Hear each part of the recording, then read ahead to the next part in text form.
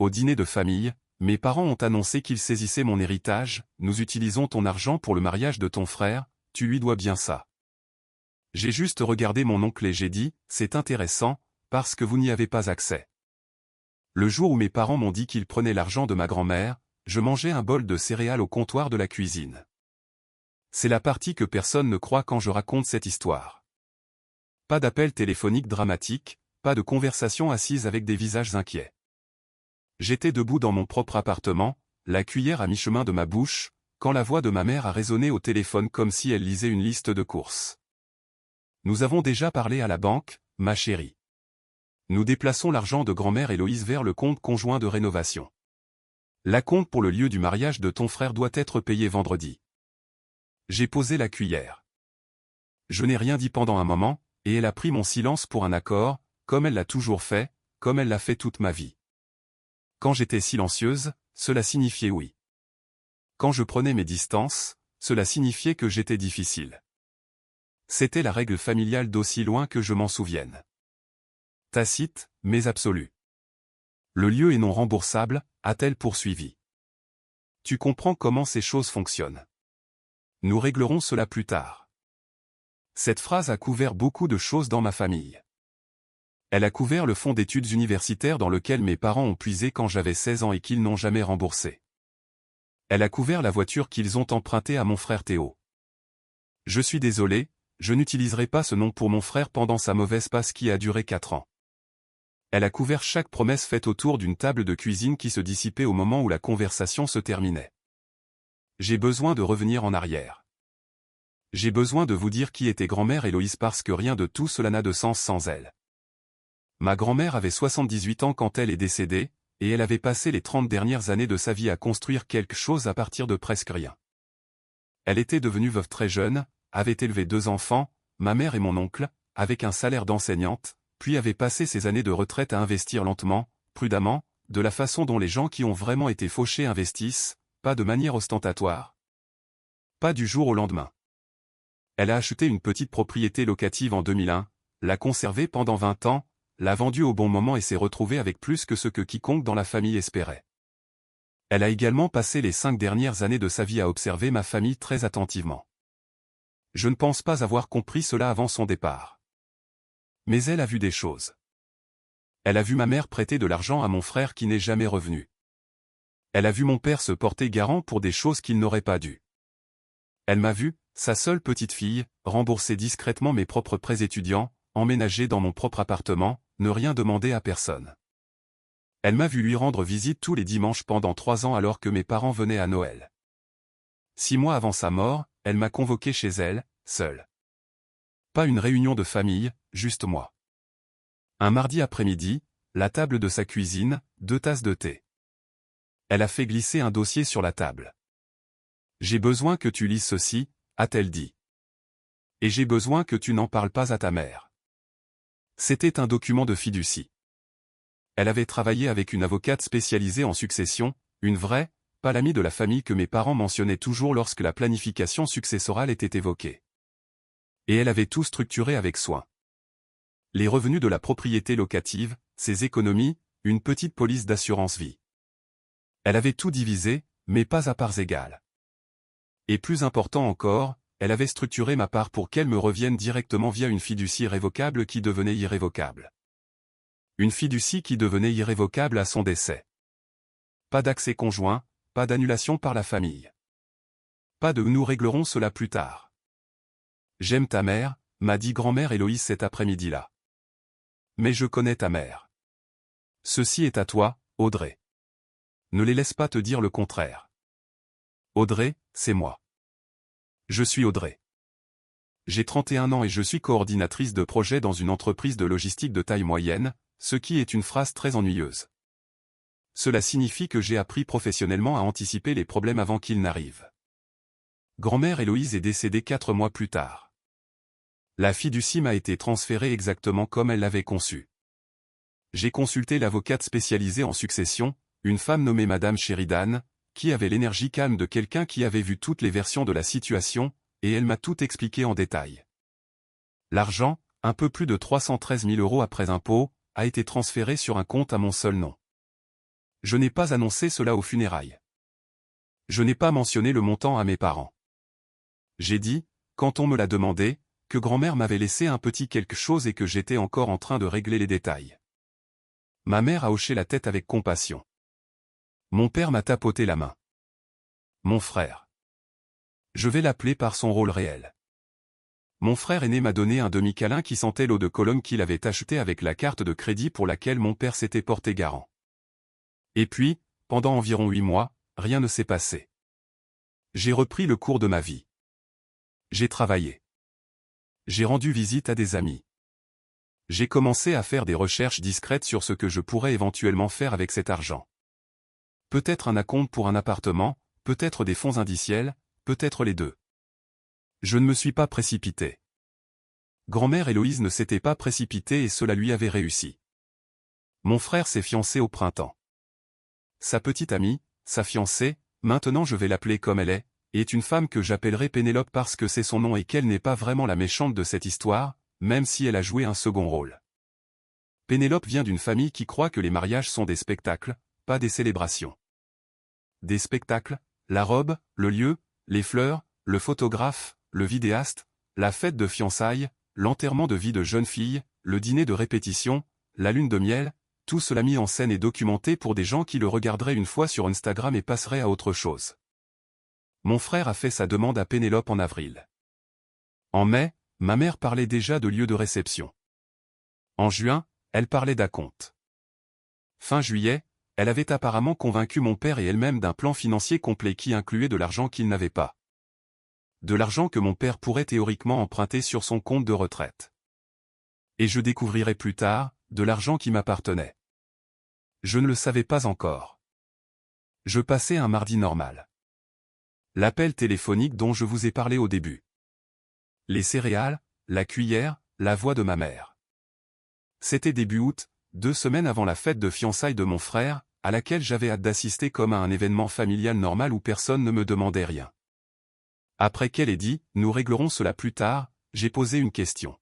« De quel compte as-tu parlé à la banque ?» Une petite pause. « Celui que ta grand-mère t'a laissé. Nous empruntons juste dessus temporairement. » Maman. Ma voix était très calme. Je n'avais pas planifié cela. Il n'y avait pas de musique dramatique dans mon appartement. Mes céréales devenaient détrempées. Ce compte n'était pas accessible. Eh bien, ton père et moi sommes inscrits dessus. Vous ne l'êtes pas. J'ai dit, vous n'êtes inscrit nulle part sur ce compte. C'est passé par une fiducie. Vous devrez en parler au cabinet de Madame Sheridan, mais je peux te dire tout de suite qu'elle ne peut rien faire pour vous non plus. Une autre pause. Plus longue cette fois. Audrey, c'est pour le mariage de ton frère. Je sais pourquoi c'est. C'est la famille. Je sais qu'il l'est. Tu es très froid dans ce moment. J'ai regardé mon bol de céréales. Je ne suis pas froide. Je t'expose juste la situation. Elle a raccroché avant moi. Je m'attendais à ce que ce soit la fin, ou du moins le début d'une période de réflexion, le schéma familial où un conflit survient et où tout le monde fait semblant de rien pendant 6 à 8 semaines avant de le ramener sur le tapis de manière détournée. Ce à quoi je ne m'attendais pas, c'est que mes parents aillent plus loin. Mais d'abord, laissez-moi vous parler de mon oncle. Mon oncle est le frère aîné de ma mère et il s'appelle Warren. Warren a 63 ans, il est divorcé et travaille dans l'immobilier commercial depuis 30 ans, ce qui signifie qu'il comprend les contrats et les documents juridiques, contrairement à mes parents. Il a également été, pendant la majeure partie de ma vie d'adulte, la personne de la famille qui fonctionne avec une boussole morale légèrement différente des autres. Pas nécessairement une bonne boussole, mais une différente. Il a tendance à examiner les situations et à se demander ce qui peut réellement être fait, plutôt que ce qui est juste. Ce n'est pas toujours un défaut, mais cela dépend entièrement du camp dans lequel il se trouve. 2 jours après l'appel téléphonique avec ma mère, Warren m'a appelé. « Salut, gamine », a-t-il dit comme si nous parlions régulièrement. Ce n'était pas le cas. « Comment tu tiens le coup ? » Je vais bien, Warren. Que se passe-t-il ? Eh bien, il a expiré lentement. Tes parents sont assez contrariés. Tu sais comment ils sont. Je sais comment ils sont. Le truc, et je veux être honnête avec toi parce que j'ai toujours été franc avec toi, Audrey. Il ne l'avait pas particulièrement été, mais j'ai laissé passer. L'acompte pour le lieu du mariage de ton frère est du vendredi. C'est 40 000 €. Et tes parents ne l'ont pas en liquide en ce moment. Ce n'est pas mon problème à résoudre, Warren. C'est le problème de la famille. Il l'a dit doucement. De la façon dont les gens disent les choses quand ils veulent vous faire sentir que refuser fait de vous le méchant. Et je pense que si ta grand-mère était là. Warren, j'ai gardé ma voix très calme. Grand-mère Héloïse est celle qui a mis en place la fiducie de cette façon, spécifiquement avec une avocate. Elle a rendu ses intentions très claires. Silence.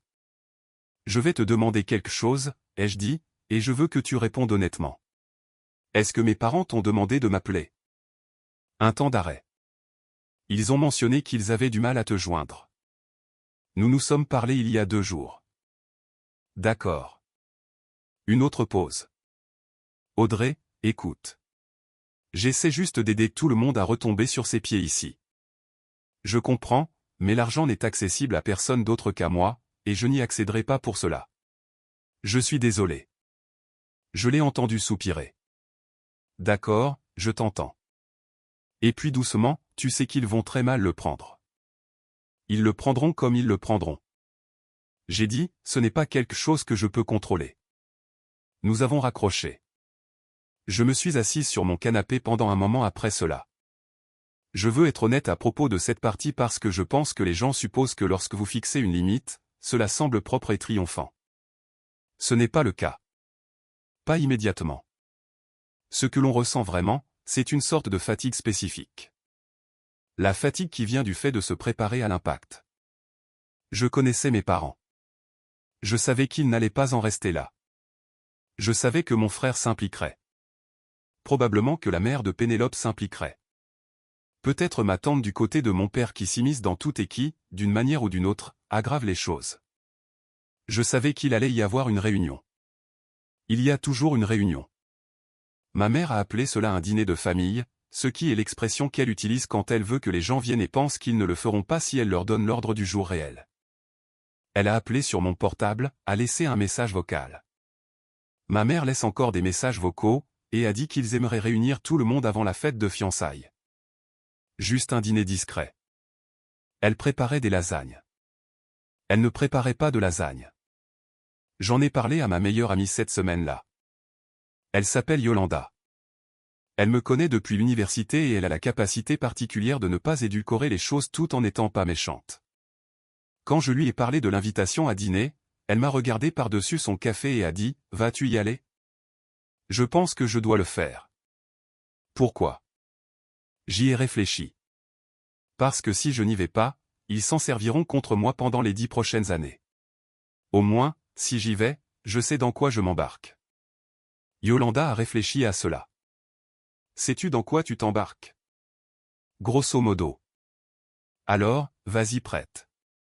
Je l'ai fait, mais j'ai d'abord passé un appel au bureau de Madame Sheridan, non pas parce que j'étais incertaine de quoi que ce soit, mais parce que je voulais être précise.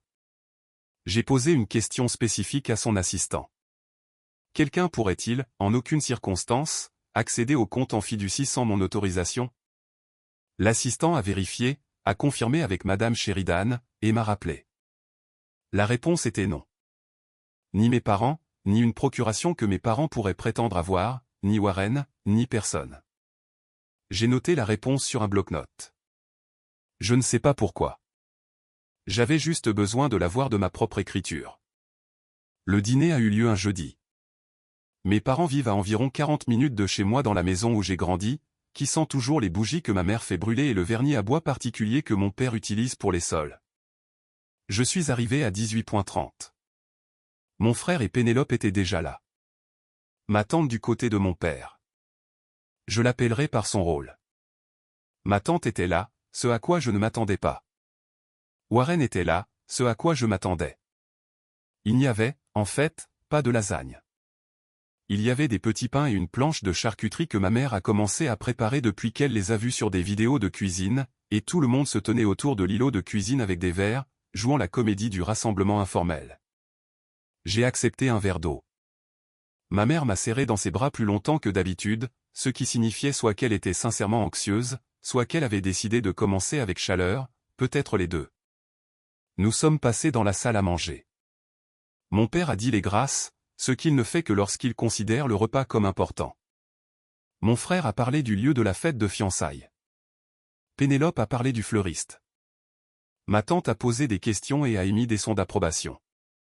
Warren a mangé silencieusement et a observé la pièce. J'ai attendu. C'est mon père qui a abordé le sujet, ce qui m'a légèrement surprise. Mon père est généralement celui qui laisse les conversations difficiles à ma mère, mais il s'est raclé la gorge après le plat principal. Il y avait en fait un poulet rôti que ma mère avait acheté, ce qui se rapprochait d'un effort, et il m'a regardé avec l'expression qu'il prend quand il pense être raisonnable. Audrey, a-t-il dit, nous voulons parler du cadeau de ta grand-mère. Tout le monde à table le savait déjà. Je pouvais le deviner à la façon dont personne ne semblait surpris et dont personne ne détournait le regard. D'accord, ai-je dit. Nous voulons que tu comprennes, a dit ma mère en reprenant le fil, que nous ne te demandons pas de donner l'argent. Nous te demandons de le prêter à la famille pour le mariage de ton frère. Nous le rembourserions avec des intérêts, a ajouté mon père, comme si c'était la partie qui allait me faire changer d'avis. J'ai regardé mon frère. Étais-tu au courant de ce plan? Il a eu la décence de paraître légèrement mal à l'aise. Maman et papa en ont parlé. Leur as-tu demandé de faire ça? Un temps d'arrêt. Ils ont proposé. D'accord. J'ai de nouveau regardé mes parents. Je veux être très clair sur un point afin que tout le monde à cette table comprenne la même information. L'argent que grand-mère Héloïse m'a laissé est détenu dans une fiducie qui est devenue irrévocable le jour de sa mort. Il est sur un compte à mon seul nom. Il n'existe aucun mécanisme par lequel l'un d'entre vous, y compris Warren, y compris un vote familial, y compris n'importe quel argument avancé à cette table, puisse accéder à cet argent sans mon autorisation individuelle explicite. J'ai parlé avec le cabinet de l'avocate spécialisée en succession cette semaine pour le confirmer. Donc, quand maman m'a appelé il y a 2 semaines et a dit qu'elle avait déjà parlé à la banque, cette conversation était soit un malentendu, soit... J'ai fait une pause. Point autre chose. Mais rien n'a été déplacé. Rien ne peut être déplacé et rien ne sera déplacé. La table était silencieuse. Ma tante a ouvert la bouche. Ma mère est intervenue la première. Audrey. Sa voix était passée dans le registre qu'elle utilise quand elle pense que je suis cruel. C'est ton frère. Je sais qui il est. Il a besoin de ça. Il a besoin de 40 000 € pour un acompte de lieu non remboursable. J'ai dit, et je suis très désolé que ce soit la situation, mais cette décision a été prise sans aucune conversation avec moi, sur la base d'un argent qui n'a jamais été le vôtre pour planifier quoi que ce soit. La mâchoire de mon père s'est crispée. Ta grand-mère aurait voulu. Papa. Je l'ai dit doucement. Grand-mère Héloïse s'est assise en face de moi à la table de sa cuisine et m'a dit avec ses propres mots que cet argent était à moi. Elle a construit son plan successoral pour s'en assurer. S'il te plaît, ne me dis pas ce qu'elle aurait voulu. Elle me l'a dit elle-même. Quelque chose a changé dans la pièce. Je l'ai vu se produire. Mon père a baissé les yeux. Warren, de l'autre côté de la table, a regardé le petit pain dans sa main et l'a reposé dans son assiette. Mon frère, à son crédit, a brisé le silence différemment de ce à quoi je m'attendais. Je ne savais pas qu'elle t'avait dit ça, a-t-il dit. Elle l'a fait? Il a hoché la tête lentement. Il n'avait pas l'air heureux, mais il avait l'air d'assimiler quelque chose de réel, ce qui est différent de l'expression qu'il a habituellement lors des disputes familiales.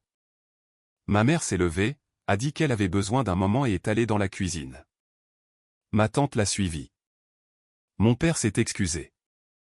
Warren m'a regardé de l'autre côté de la table et a dit très doucement, « Elle t'a vraiment dit ça ?» Elle l'a vraiment fait. Il a hoché la tête une fois et a repris son petit pain. Je me suis assise avec mon frère et Pénélope à la table de la salle à manger pendant quelques minutes. Pénélope, qui, je pense, s'attendait à un tout autre genre de dîner, avait l'air de vouloir disparaître.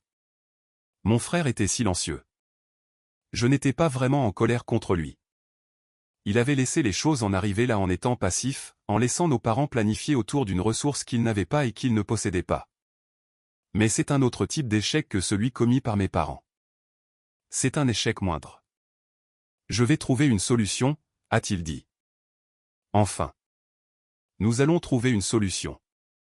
Je sais que tu vas le faire, ai-je dit. Et je le pensais. Je suis parti avant le dessert. Ma mère est sortie de la cuisine quand elle m'a entendu prendre ma veste. Ses yeux étaient rouges, ce qui m'a fait ressentir quelque chose que je ne voulais pas entièrement ressentir parce que j'aime ma mère de la manière compliquée dont on aime quelqu'un qui a été à la fois la personne qui vous a élevé et la personne qui a traité à plusieurs reprises vos ressources. Comme des extensions des siennes.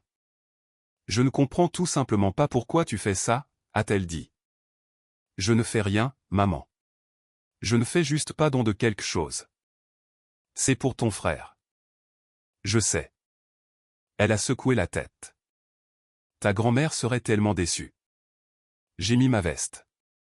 Elle m'a dit qu'elle t'aimait. J'ai répondu, elle l'a vraiment fait, mais elle a aussi mis en place la fiducie de cette façon pour une raison. Peut-être devrais-tu réfléchir à quelle était cette raison. J'ai conduit pour rentrer chez moi. Yolanda m'a envoyé un message vers 21h00. Comment ça s'est passé? Je me suis assise sur mon parking pendant 1 minute avant de répondre. Comme je m'y attendais, ai-je tapé en retour, mais aussi, ça a été. Tu vas bien? J'ai pensé à la table de cuisine de ma grand-mère. 2 tasses de thé, le dossier qu'elle a fait glisser vers moi à 2 mains, d'une voix assurée comme si elle attendait de le faire depuis longtemps. Ouais, ai-je écrit. Je vais bien. La fête de fiançailles a eu lieu le week-end suivant. Mon frère et Pénélope ont trouvé la compte. Je ne sais pas exactement comment, et je n'ai pas demandé, bien que j'ai entendu plus tard que Warren s'était porté garant pour quelque chose, ce que j'ai trouvé à la fois sans surprise et honnêtement approprié. Je me suis présenté à la fête dans une robe verte que Yolanda m'avait aidé à choisir, j'ai serré Pénélope dans mes bras et je lui ai dit que le lieu était magnifique parce qu'il l'était. J'ai bu un verre de champagne et j'ai mangé 3 de ces petits toasts au crabe et j'ai parlé à ma tante de son jardin pendant 20 minutes parce que c'est sincèrement la conversation la plus facile dans ma famille. Ma mère a été polie avec moi, prudemment polie, de la façon dont les gens le sont quand ils ont décidé de reporter quelque chose plutôt que de le lâcher. C'est très bien. Je connais ma famille. Ce ne sera pas la dernière conversation que nous aurons à ce sujet. Il y en aura probablement une autre version sous une autre forme autour d'une autre chose, mais je n'arrête pas de penser à grand-mère Héloïse à cette table de cuisine. La façon dont elle tenait son mug de thé à 2 mains, même en été parce qu'elle disait toujours qu'elle avait les doigts froids. La façon dont elle m'a regardé après que j'ai fini de lire le dossier, jaugeant quelque chose, puis a hoché la tête comme si elle avait confirmé ce qu'elle croyait déjà. Tu vas bien t'en sortir, avait-elle dit. Ce n'était pas un compliment. C'était une observation. Elle l'avait dit de la manière dont on énonce un fait que l'on a vérifié. J'y pense beaucoup. Elle avait raison. Je vais bien m'en sortir. Je m'en sors déjà bien. Et le compte, pour tous ceux qui se posent la question, il est à mon nom. Il se porte bien. Et personne n'y a accès à part moi. Ce n'est pas de la froideur. C'est juste ce qu'elle voulait. D'où dans le monde regardez-vous tous aujourd'hui? Laissez-le dans les commentaires. Je lis absolument tout. Et si cette histoire a touché quelque chose en vous, si vous avez déjà eu à maintenir une limite avec des personnes que vous aimez, j'aimerais vraiment en entendre parler. Abonnez-vous si vous êtes nouveau ici. Je vous verrai dans la prochaine vidéo. J'ai beaucoup pensé aux raisons pour lesquelles grand-mère Héloïse a fait ce qu'elle a fait de la manière dont elle l'a fait. Elle aurait pu simplement me laisser de l'argent dans un testament. Simple, direct, terminé. Mais elle ne l'a pas fait. Elle a engagé une avocate, a structuré une fiducie, l'a rendue juridiquement inattaquable, puis s'est assise en face de moi à la table de sa cuisine et m'a dit en face ce qu'elle avait l'intention de faire. Ce n'était pas un accident. C'était une femme qui avait observé sa famille pendant des décennies et avait pris une décision très lucide sur ce qui se passerait si elle ne construisait pas un mur autour de ce qu'elle voulait protéger. Elle n'était pas froide. Elle aimait ma mère. Elle l'a dit. Mais elle avait aussi compris quelque chose que j'ai dû apprendre à la dure. Que l'amour et la sagesse ne sont pas la même chose, et que les personnes qui vous aiment ne sont pas toujours celles qui prendront les bonnes décisions pour vous. C'est la partie avec laquelle je reste pensive. Mes parents n'étaient pas des étrangers. Ils n'étaient pas de mauvaises personnes de la manière dont les films montrent les mauvaises personnes. C'étaient simplement des gens qui avaient passé des années à traiter les limites entre le mien et le nôtre comme étant facultatives. Et personne ne leur avait jamais donné de véritables conséquences pour cela. Chaque fois qu'ils empruntaient et ne remboursaient pas, quelqu'un l'absorbait. Chaque fois qu'ils planifiaient autour de ressources qu'ils ne possédaient pas, cela finissait par s'arranger. Le schéma continuait parce que le coût continuait d'être réparti discrètement. Comme ces choses se passent dans les familles où maintenir la paix est traité comme la plus grande vertu. Ce que grand-mère Héloïse a fait et ce que j'ai fait dans cette salle à manger, c'était simplement refuser d'absorber le coût. C'est tout. Rien de dramatique, aucune cruauté, juste un refus de prétendre que le calcul fonctionnait quand ce n'était pas le cas. Et voici ce que j'ai remarqué au cours des mois depuis que mon frère a trouvé une solution. Lui et Pénélope ont trouvé un autre moyen. C'était plus petit que ce que mes parents avaient prévu, mais c'est arrivé et c'était le leur. Mon oncle s'est porté garant pour quelque chose et a assumé une responsabilité qu'il a choisi d'assumer. Le mariage se construit sur des bases réelles maintenant, et non pas sur « je m'éclaircis la gorge », les fondations de quelqu'un d'autre à son insu. Cela me semble plus sain, même si personne dans ma famille ne le dira à voix haute. Je ne pense pas que l'intelligence signifie en savoir plus que les autres personnes. Je pense que cela signifie être honnête sur ce qui est réellement vrai. Même quand la vérité est dérangeante, même quand les personnes en face de vous à table ont compté sur vous pour détourner le regard, Audrey, moi, je veux dire, j'ai dû apprendre à arrêter de détourner le regard. Cela a pris beaucoup de temps. Il a fallu que ma grand-mère me fasse confiance avec quelque chose de réel avant que je ne me fasse suffisamment confiance pour le conserver. Et le fait de maintenir une limite, c'est que cela exige que vous sachiez très clairement pourquoi la limite est là. Ni colère, ni fierté, juste de la clarté. Ma grand-mère était claire. Cette clarté a été son véritable cadeau pour moi. Plus que l'argent, plus que le document de fiducie. Elle a montré l'exemple de ce à quoi cela ressemble de prendre une décision basée sur ce que vous savez réellement. Pas sur ce que vous aimeriez qu'il soit vrai.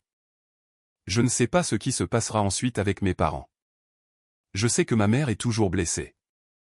Je sais que mon père n'a pas entièrement assimilé la chose. Je sais qu'il y aura finalement un autre dîner et une autre version de cette conversation sous une forme différente. C'est très bien. Je n'attends pas de résolution. Je vis simplement ma vie de la façon dont grand-mère Héloïse a vécu la sienne. Prudemment, honnêtement, et avec les deux mains sur ce qui compte. C'est suffisant.